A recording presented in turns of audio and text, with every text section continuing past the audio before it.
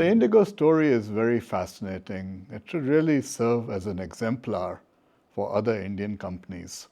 But to understand how they got to be number one, we need to answer three questions. What are the three questions? First is, what drives the financial value of companies?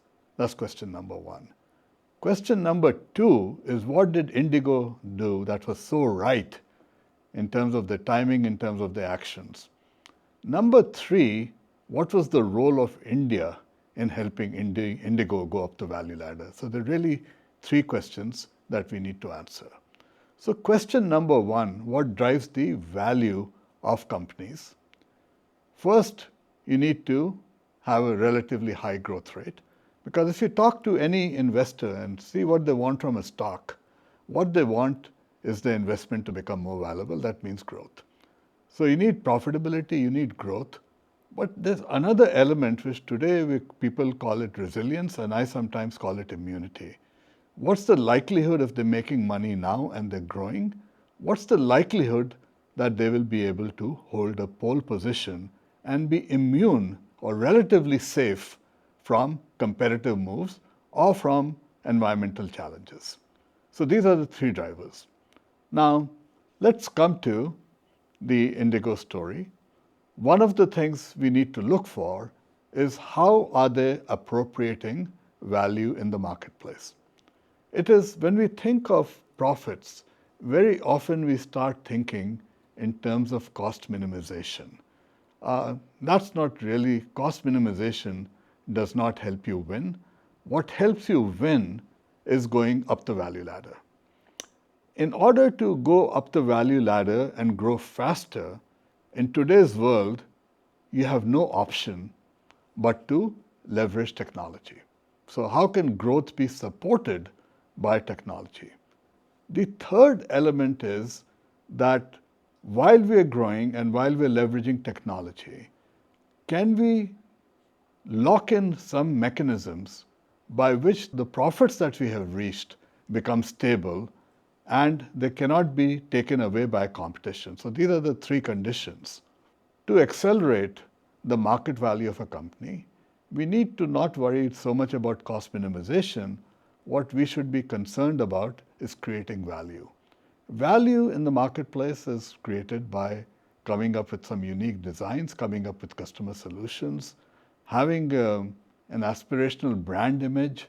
But what we need to do is, instead of thinking that the only value the customer gets is by cost reduction, we need to look at other ways in which value is created for the customer. It could be in convenience, it could be a better travel conditions in this case. Second is looking at how do we leverage technology in this process. So the technology need not necessarily be just in terms of new planes.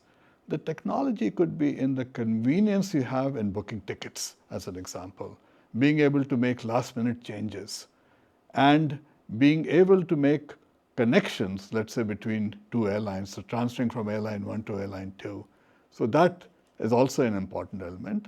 A third important element is being able to do things that your competitors may find it a little bit more difficult to capture, to copy.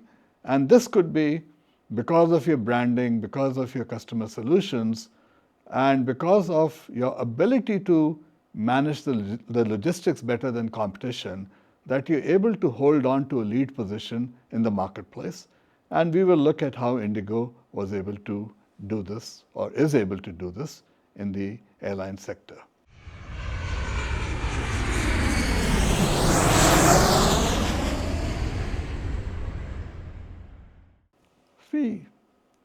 If we look at IndiGo, it's not something that happened overnight. They did a large number of things right. So the IndiGo business model, operating model, if you want to call it, is really derived from Southwest Airlines, and they go back about 60 years. Southwest Airlines business model was captured or copied by Ryanair, and IndiGo is doing something very similar to what Ryanair did in Europe, but they are doing it in another part of the world, and they're actually growing faster. So let me explain what I mean by that. The first thing that IndiGo has is efficiency. This is some data from 2017. At that point in time, the cost per passenger kilometer, as this is the way in which they measure it in the airline sector, the cost per passenger kilometer for IndiGo was less than half the cost for Air India and approximately half the cost of Jet Airways. At that point in time, if I go back to 2017, Jet Airways was probably the leading airline at that point in time. But along comes IndiGo with a process in place where their cost structure is about 50%. So you have a cost advantage. But just having a cost advantage doesn't necessarily mean you're going to win, because in a growth market, and in 2017, India was a growth market. Back in 2017, India was growing at roughly 23-24% per year. China was growing at about 11% a year, and the United States was growing at 3% a year when it came to the airline sector. Now, in terms of market penetration, and in this case it was measured in terms of the number of flights taken per capita. The number of flights per capita in the United States at that time was roughly 2.76, or let's say 3 flights per year is what an average American took.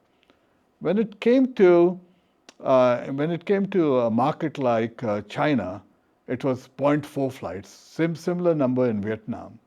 But when it came to India, the per capita flights in the marketplace was 0.1.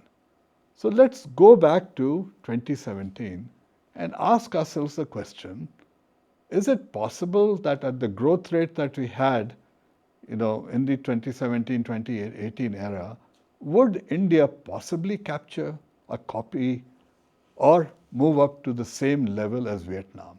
If it did, let's say in a 5 or 10 year period, the growth rate or the total market would have grown by 300% if India could catch up with Vietnam and China. So with that, there may be a question, would Indian market grow in 5 years by 100%? Would it go by 150%? Would it grow by 75%? But the number was large enough that it would be a great investment opportunity. So obviously in this business in India, one would have to worry about, should we take the bet or not? IndiGo took the bet. In 2018, IndiGo ordered 250 planes, and that was the largest order that had ever been placed in the airline industry. And now we at ISB were very fortunate. We had Mr. Rahul Bhatia as a graduation speaker in 2019 in Mohali. And after the graduation ceremony, I asked Mr. Bhatia, now wasn't it a big risk for you to plunk down $25 billion to purchase 250 planes? His response was that in the Indian market, the biggest risk was not being able to find enough pilots. It wasn't a question of demand. They put in the order for the planes, and even if things got slowed down, which he doubted, you could still lease the planes to other people who wanted planes. So there was a plan B that was always feasible. So that's one of the things we need to manage. Whenever you're going after growth, you're also going after risk, and it's a good idea to have plan B. So yes, IndiGo probably had several plan Bs. I just heard one. Now, in addition to that, what we saw happening during the previous decade was that the Indian market was very dynamic. There was a lot of competition coming in. The leading airlines was at that time Jet Airways. Now, for a variety of reasons, Jet Airways found a way to snatch defeat from the jaws of victory. What I mean by that, here's an airline that was the leading airline, let's say in 2010. By 2018, 2019, they were struggling financially. Partly because of overexpansion, they had acquired an airline called Sahara. Partly they had borrowed that money at high rates. But what happens is that Jet Airways was having difficulty competing.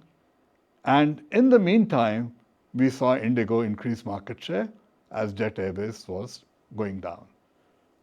Now, in 2019, Jet Airways closed down. So who do you think was ready to capture the market share?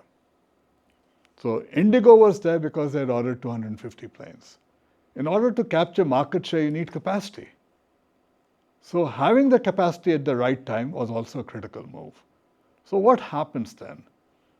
Jet Airways goes down, and in 2019, we hit the pandemic. So while we have IndiGo sailing high, they sailed high into turbulent clouds. And the turbulent clouds were there because of the pandemic. So the question now becomes, what does this airline do that has invested so much money and that has taken the pole position in a market, and that pole position is threatened by something, in this case the pandemic, that was not predicted?